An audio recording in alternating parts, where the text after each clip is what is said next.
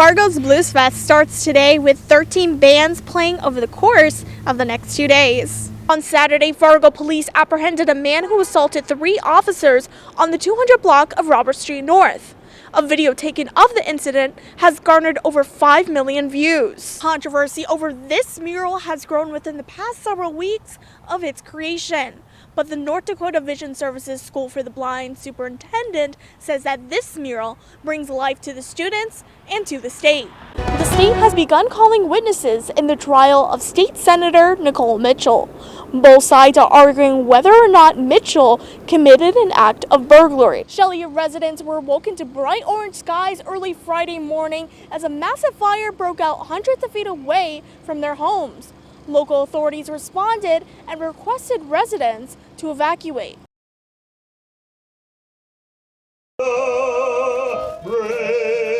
Over 100 people came together in solidarity at Veterans Memorial Bridge to protest on this May Day, striking with the thousands of others nationwide to demand for a change. This May Day, we're standing together to send a message loud and clear across the country and the globe. We're united in our resolve to fight for a better future for all workers. Our solidarity is our strength.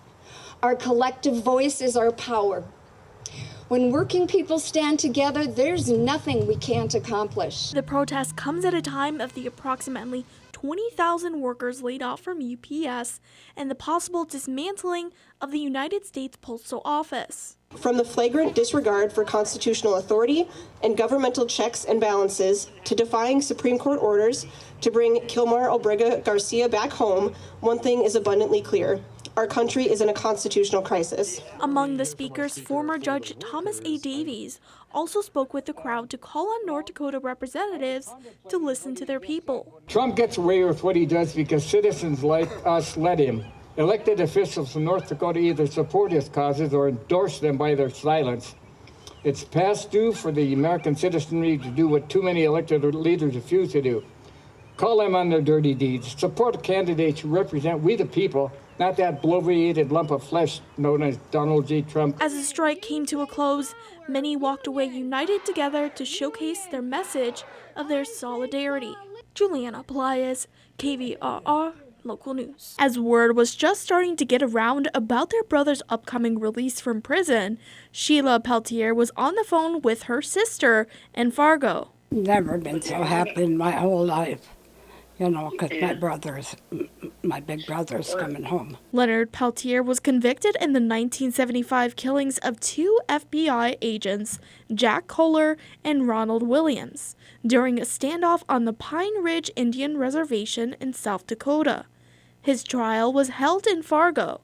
For nearly half a century, Peltier had been serving his time in federal prison. The prosecutor said he couldn't even prove that the bullet even came from Leonard's gun. You could see that it was one-sided. Leonard was innocent. He's innocent.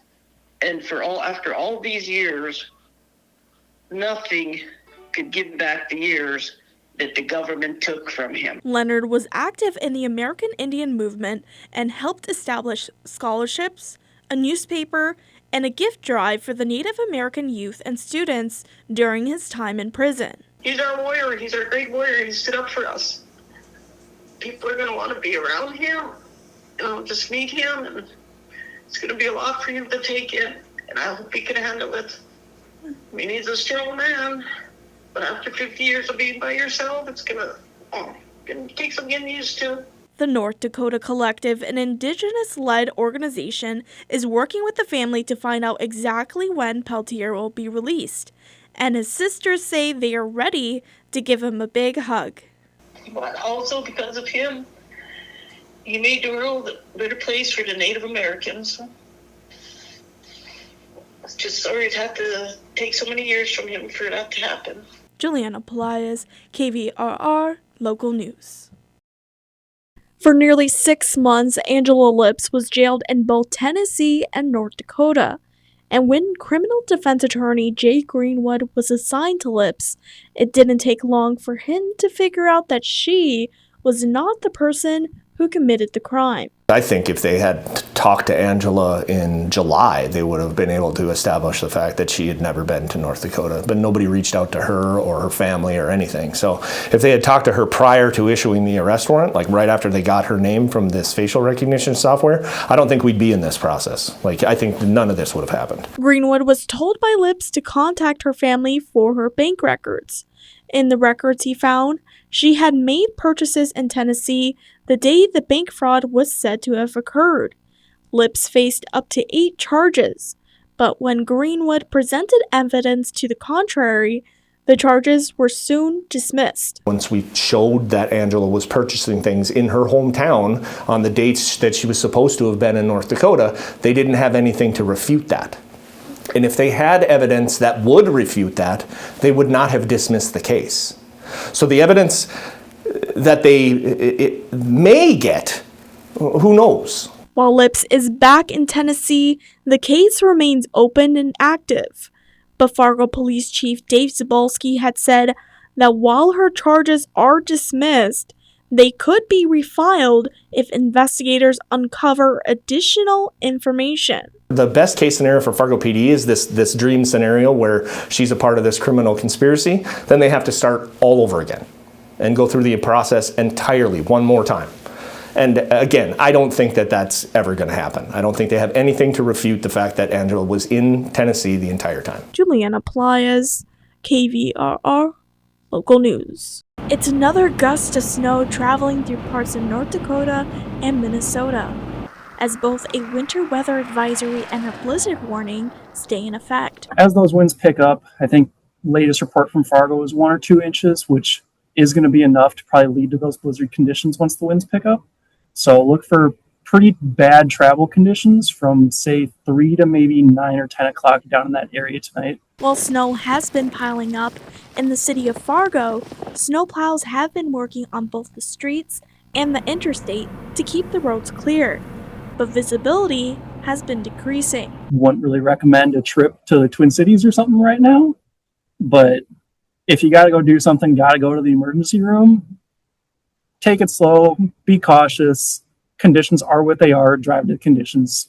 Don't try and do 80 down I-29 if it isn't really allowing you based on the conditions. While the weather seems to be fluctuating daily, Thomas says we're still on track for what the National Weather Service calls the conditions of La Niña, an above-average snowfall. We're well on track to get there. Whether it takes a bunch of clippers that are 1 to 4 inches at a time or more of these type of systems where it's 6+ at a time, that's kind of still up in the air, but it's going to remain an active winter for the most part, probably. Juliana Pelaez, KVRR, local news. It was an early, rowdy morning for these veterans. The days were filled with laughter, sorrow, and tears. When I was in the service, I was to Washington, D.C. back in 1968 when I was stationed up in Fort Monmouth, New Jersey. My wife and me came down here, but none of this stuff existed back then. And my best friend from high school was killed in Vietnam, and I'm really anxious to see his name on the memorial for Vietnam. Harlan Jones served in the U.S. Army as a photographic darkroom specialist from 1969 till he was discharged in 1970 in Vietnam. Although having visited D.C. long ago, this was his first time reuniting with his family. Well, it hurts, but it helps too. Like I told you, he was really close to me. It's kind of a closure. You know, I've waited a long time for this. Of the 101 veterans on the honor flight, 86 served in Vietnam. I didn't really get out in the field because I was working in the lab, but you know, I saw some pictures. You know, sometimes they would not be they'd be a little gruesome, you know, but not many of them. Most of them were just common action pictures. Today, Jones receives disability benefits from being exposed to Agent Orange, and he now enjoys his retirement with his hobby of photography and reading books. As the day closes, their honor flight journey continues with each other. Juliana Pelaez, KVRR, local news. The art of crafting has been a huge part of Jed Anderson's life, bringing to life knives and swords for hunting, cooking, fishing, and for fun. It is incredibly therapeutic being able to do this kind of stuff. Not just, I have a bad day, come into the shop, grab a big hammer, and just start beating on something. It's great. I love making knives. I love being able to create something with my own hands. And if I can, help encourage people to do something like that. It doesn't have to be blacksmithing or bladesmithing, just anything creative. When Anderson was 11 years old, he met a traveling blacksmith at a county fair in northern Minnesota. The blacksmith made him a candlestick holder, and from there, he was amazed by the craft. And in 2016, he made the first step to making his own knife. I was on such a high after holding that knife, and it just, wow, it just made me feel amazing.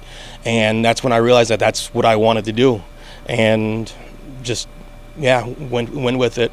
Since 2016, Anderson began down the road of honing his craft, and eventually was approached to take his crafting into the teaching world. With the aid of the North Dakota Folk Arts and Traditional Arts Apprenticeship Program, Anderson is able to share his craft. In the first year, he had 1 student, and this year, he has 4. It's been great. I enjoy it. It's one of the things I've always been fascinated with. I've always wanted to do.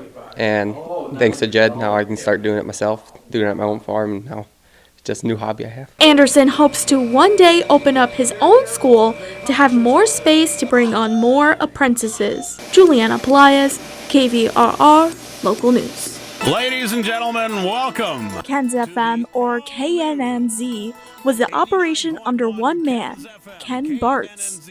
Once a radio host in the 1990s for a show called Manchester Avenue, he took his own initiative in launching a radio station in his basement. You had the control room with the console and all these computer screens and all the equipment there. So it was almost like just stepping into another world right within Ken's house. The station was started back in 2012, bringing local musicians, alternative rock, indie, and Ken's own favorite music into the mix. But now Ken's family is looking to sell the station, and Meyer hopes that they are able to keep the station alive. If we can continue it in the future, wouldn't want to radically change anything about it at all.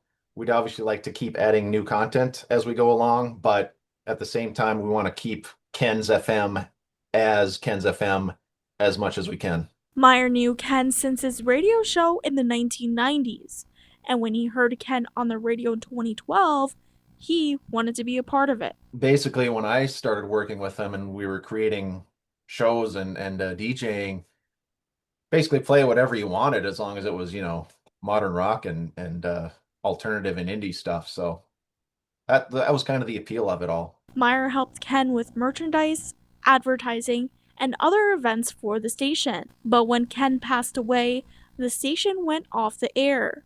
But the programming is still being streamed online. It is a lot of money to power a radio transmitter.